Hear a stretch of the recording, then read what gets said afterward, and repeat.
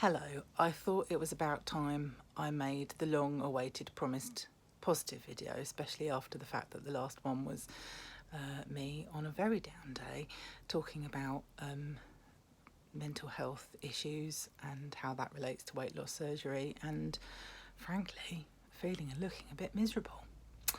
And as I said in one of the other videos, there have been significant ups and it's about time I talked about them, I think. Today's a good day to talk about them. I've just noticed that my room's really messy in the background. If you could just ignore that, pretend that doesn't exist, that'd be great.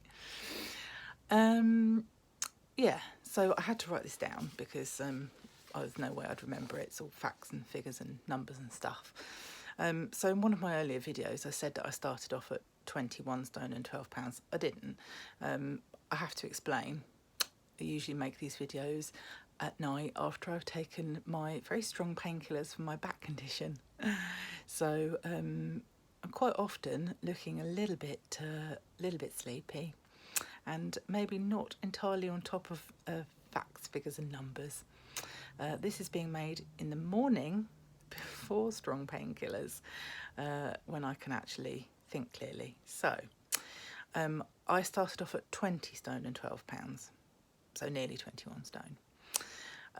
And that was on the 18th of June, so that was when I weighed myself the week before I started the pre-op diet, and my BMI was 44.4.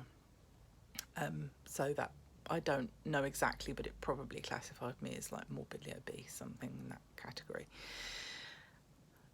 Sorry if I'm repeating myself if you've watched the other videos, but I made the decision to have this surgery entirely based on health reasons.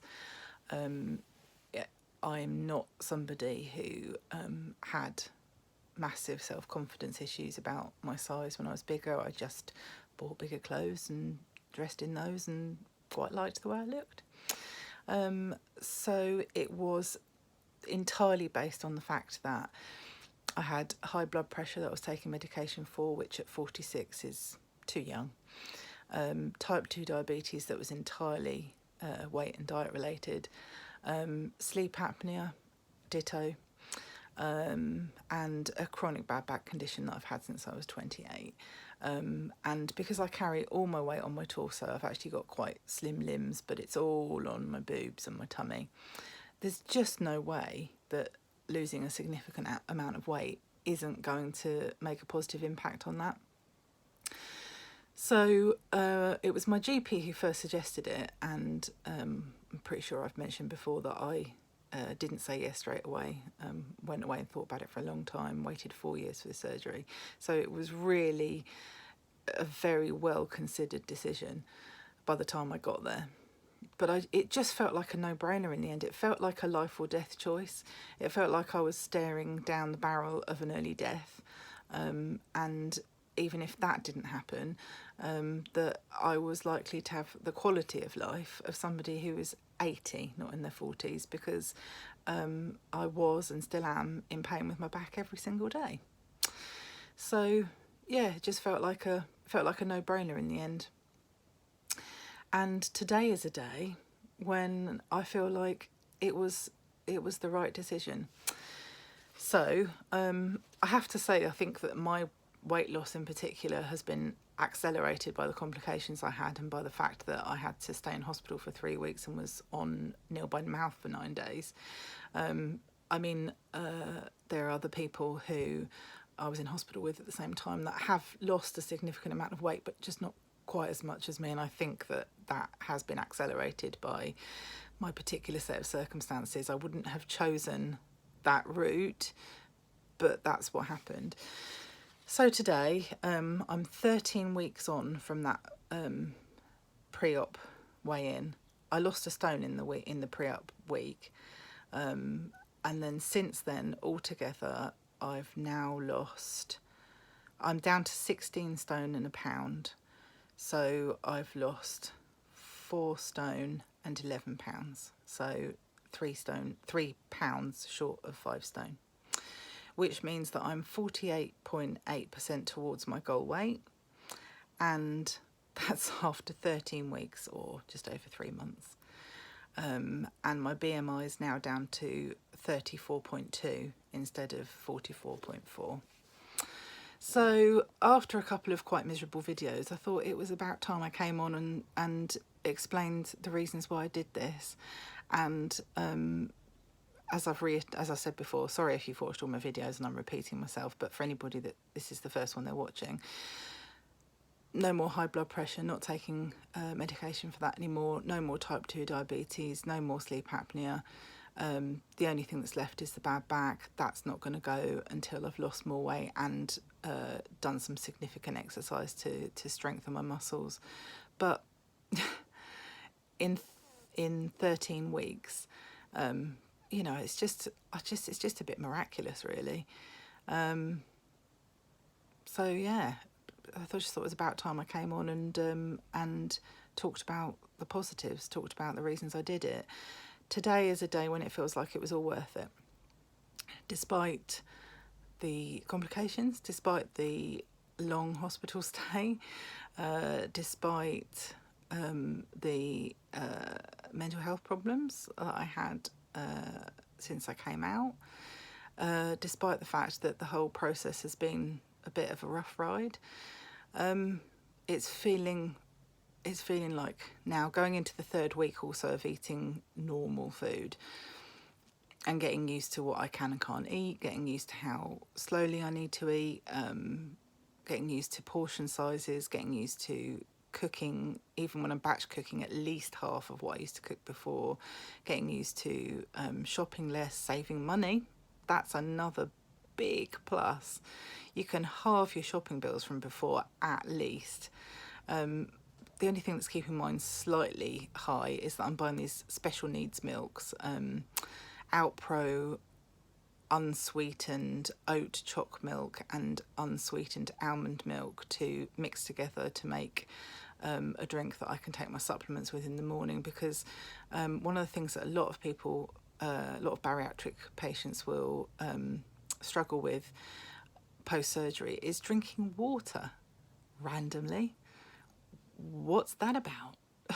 I would really genuinely like to know if anybody has the answer to that. I used to drink water by the pint, and after I came out of surgery I could barely get sips down. I can now drink a bit more, but it's much easier. I can't take my supplements with anything that's not a bit kind of creamy, like these alternative milks. I can't have real milk because I don't think I'm lactose intolerant. I think I'm intolerant to something else in milk, but anyway, it makes me ill. Yeah, squash is a bit better. These flavoured protein waters I've got are easier. But yeah, just water. Cannot drink large amounts of that like I could before, and it's really crucial to keep yourself hydrated, so that's a bit of a challenge. Love to know what that's about, but yeah, apparently not just me, apparently lots of people. Some people find it gets easier as time goes on, some people don't. What's that about? Anyway, today it's all feeling like a small price to pay. It's feeling like it was definitely the right decision. It's feeling like all those quantity of life issues have gone. And when you're in the moment of still having back pain and feeling a bit down, feeling more anxious than usual, you know, suffering with those low estrogen symptoms I was talking about, it's a bit hard to remember that all those sort of intangible future things, those things that are going to mean that I probably won't die so early, it's hard to remember those at the forefront of your mind as those being the, you know, isn't that amazing, that's incredible. But I think seeing all these facts and figures written down on paper has helped. And yeah, I just thought it was about time I came on and talked about the good stuff. Probably not going to die as early now. So, you know, sorry, family and friends, but you're probably going to be stuck with me for a bit longer. And now we've just got to work on the quality of that life being as good as possible, which is much more likely to be the case for me if I can sort my back out and get fit. This may potentially, the end of this road may potentially also involve a breast reduction for me, because they're Mahusive, they're not going anywhere, and if that's still the case when I hit my goal weight, that could affect my back, and my GP has said she'll put me forward for a breast reduction on the NHS, and at the moment they're still being funded for health reasons on the NHS. So most people are expected to reach their goal weight within 9 to 12 months after the surgery, which would mean between March and June for me. So we'll see what happens when I get there. So, video's just gone over 10 minutes. Don't like to ramble on for too much longer than that, but just thought I'd come on looking and sounding a bit cheerier than I did the other day. Done my roots, so that's must have been feeling a little bit better. Yeah, here's hoping that it's an upwards trajectory, and I can make some other cheerier videos. Okay, ta-ta for now. Bye.